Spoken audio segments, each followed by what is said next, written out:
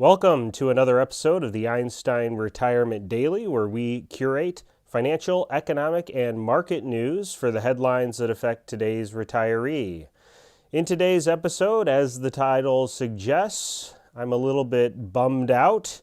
There is a lot of news about this wonderful 130 country agreement to a global minimum tax and how this will solve all our problems. And I will call it, maybe I shouldn't, but we'll call it a tax scam. We'll talk about that in just a minute. As you can see, if you are watching this on YouTube, I'm coming to you today from my home. I'm doing some work from home today, and so my normal background is not what you see today, and maybe that's a good thing because this is maybe a little bit nicer. And my chair, you can see my chair. It's a very comfortable chair. All right, as always, if you hear something in today's podcast that wants you to that causes you to want to take some action or do something, engage in some activity, then I want you to make sure that you confer with the appropriate tax, legal, or investment professional prior to making any decisions. This podcast should not be used as specific tax, legal, or investment advice. Okay, from CNBC. Again, I don't have my normal setup, so I apologize that I'm going to look down at my phone here. Christina Wilkie writes us a nice article on CNBC entitled, 130 Nations Agree to Support a U.S. Proposal for Global Minimum Tax on Corporations. I discussed this global minimum tax idea on June 7th. And on June 7th, I said, there's something that does not meet the eye. There's something we're missing here. This is not a wonderful thing. I feel confident. I'm certain of it. Something's wrong. And the reason why I said something was wrong was because, just lost my audio there, sorry. The reason why I said something is wrong is because Facebook came out very strongly in favor of this global minimum tax idea. And I said, hey, wait a second. That seems weird. Global minimum tax, wouldn't that potentially hurt a company like Facebook? Actually, no, it doesn't hurt Facebook at all. In fact, they already pay higher than the proposed global minimum tax rate.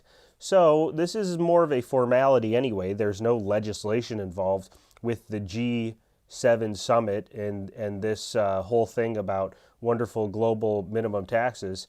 It's not a rule. It's just a formal agreement, handshake agreement in a sense. So why did I propose that Facebook was in favor of this? I said, well, they're probably trying to hurt competitors who would go to a place like, for example, an Ireland or British Columbia, places with a much favorable tax rate. And so they're just trying to hurt their competition. I said that on June 7th. Well, I was right. Sort of. I can't take full credit for being right because I didn't predict this part. So in the article, Janet Yellen, who's our Treasury Secretary in the U.S., says, finally, we're ending the race to the bottom, where countries are just competing with each other to get a lower tax so that companies will come and do business there. I don't know what's wrong with that, but apparently she doesn't like it. I guess it makes it hard for her to raise funds for the U.S. Treasury Department, so I guess that's why she doesn't like it. So here's the real reason, I think, for why Facebook came out so strongly in support. And when I read this, I said, of course it does. Of course it does. I'm going to refrain from using any bad language here, but man, I tell you, when I read this, I was saying to myself, those sons of, and you can fill in the blank there because it's just horrible. Okay, so here's what it says. It says that the deal,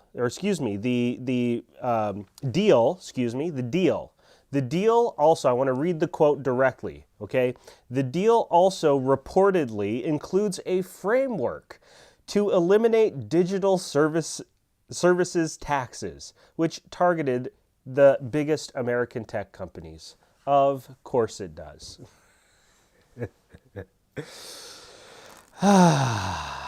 Well, now we know the real reason why Facebook and all these other groups are so supportive of this idea of a global minimum tax. Anytime it looks like one of these corporations is supposedly holier than thou, is better than you, we're going to safeguard the public, we're better than you, we're going to provide something better, we're going to be above all this, and you see them say, oh, we want to pay our fair share, all this stuff, you just have to know there's something else going on almost every time. And hopefully I'm not getting in trouble for saying this. I'm going to try to be very careful about how I talk about this at this point forward, but let's not be surprised. So we know the real reason. Taxes are something that we have to be very careful about as members of the public when we support these types of things. Because what happens is that inside of tax law, there's almost always a complication that isn't obvious and is providing a significant benefit to someone in particular, or someone's, or a group of someone's in particular. So we just have to be really cognizant of that. When it comes to taxation, when we're trying to pay for things like benefits, our Social Security, we've talked a lot recently about how are we going to cover the deficits in the Social Security system. I mean, we got some issues, right? We have some issues in commitments that we've made to the public and our country has made to retirees. And so we just have to be really careful when we look at, oh, well, we just need to tax this or tax that or make this decision or that decision. If there is one thing that these giant corporations, if you think we can just add a little tax to them to get the dollars that we need to fund a system of some kind that supposedly is going to benefit, the wider public, the idea that these companies are not going to find a loophole, find a way to get around it, find a way to dodge it, so it only affects a few people, not every big corporation. I'm just telling you, it's going to happen. We need to fix these systems. And whenever possible, have the fixes, including things like taxes, be as closely tied to the benefit and service that is being provided. When you start funneling taxes away from whether it's a corporation or an individual, and the benefit to that person, that corporation or individual, becomes divorced further away from that individual's situation, the less likely they are to want to pay the tax, and the more incentive they have to find ways to not pay the tax. Taxes, if we're going to have taxes, there's my libertarianism coming out. If we're going to have taxes, we should try to have our taxes match as closely the services that are being provided. So, for example, like with Social Security, we want the dollars flowing into the Social Security system that are paying those benefits to sort of be connected. Right now they are. You pay FICA taxes or an old age tax. I forgot the full name. It's OASDI. But that tax goes directly to the calculation for your benefits. Okay, so it's very specific. If we were to say that your taxes are going into a general system that covers, call it a welfare type of a benefit, well, that could feel less connected and may not feel very nice unless it's going specifically to cover welfare benefits in your specific town. Then that might be something that you would be more apt to be connected to, because helping people in your specific community, your specific town, can make a very big difference to people. But if you are disconnected, you're going to try to find ways to dodge the taxes, to get out of paying them. And ultimately, if we tax too much, we're going to find that people will simply become less productive, because it's production that produces tax revenue, unless we do a wealth tax. Yeah, that's the other thing. Okay, so I'm not happy about being correct about this. Really not happy about it. But we shouldn't be surprised. This global minimum tax is going to end up leading to more inflation. We already have an inflation problem. Taxes is not a response. Well, I say that taxes could be a response to the inflation problem, but not price inflation for consumers. So when you tax a corporation, ultimately you're going to see higher prices in the goods and services because the corporation has to cover that tax. If you tax the financial system, for example, and you go right after something like long-term capital gains, well, maybe that's a different issue. But when you tax a corporation, you are going to cause the prices of their goods and services to go up. We want competition to bring prices down, especially for our retirement community, okay? I see people who are gearing up are in retirement, and as they're in retirement, more and more of their cash flow is coming from fixed income sources.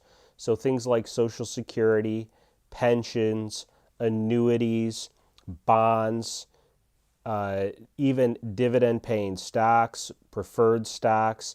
These types of sources are going to be more fixed income sources. And while there could be an inflation component or a growth component that could cause it to go up, generally you can't really count on that too much.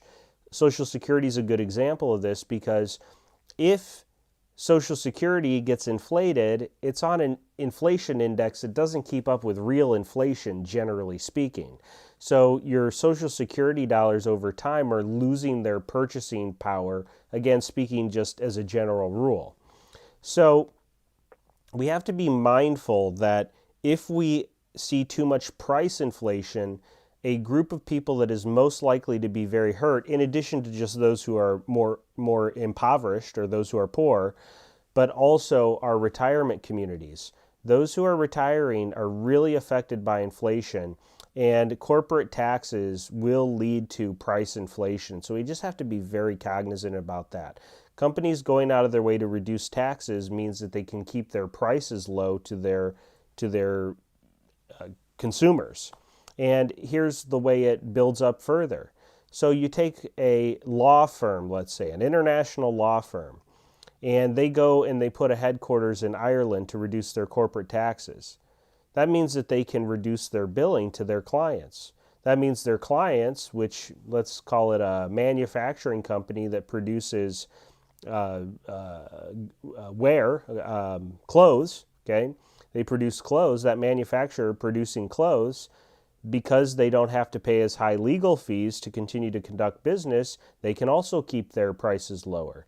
You increase a corporate tax, not only does it affect that clothing producer, but it also might affect the clothing producer's attorney.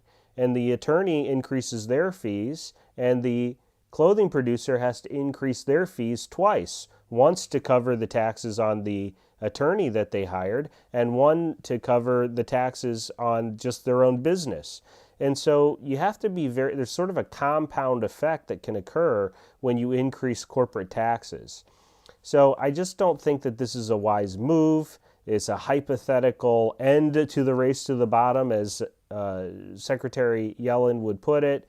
And of course, in the United States, where we have corporate tax levels that are on the high side, we certainly supposedly want to see that so that companies stay in our country, but maybe we should just have to compete with countries that aren't going to tax their corporations as high.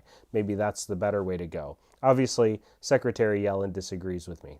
So again, not happy about having been right about this, but it's no surprise, right? We should have seen this coming. There was going to be some reason why Facebook was good with this higher tax rate, because they could have done this. They could have put a headquarters somewhere else, and maybe they even did. I didn't dig into it enough to see. Maybe they did put a headquarters in one of these tax favorable spots, and they were fine with increasing their taxes, but then they reduced this other tax. And again, I didn't dig into the specifics on that, but I'm guessing that this is the reason why Facebook was good with higher taxes. Again, we should not be surprised that it was not altruistic. With that, I will link the article referenced here in today's podcast in the description section. I'd love to have you leave a comment. Let me know your thoughts about this. And maybe I wasn't right in the traditional sense, so if you'd like to say something about that, that's just fine. With that, we'll wrap up for today. I wish everyone a happy Independence Day. 4th of July is coming up. My son I said my son. My daughter. I flipped that earlier today. My daughter was born on the 4th of July, and so we're going to have a good birthday, and she gets fireworks every year on her birthday, so we're excited for that. But we'll wrap up today's podcast, and we'll look forward to seeing you next time.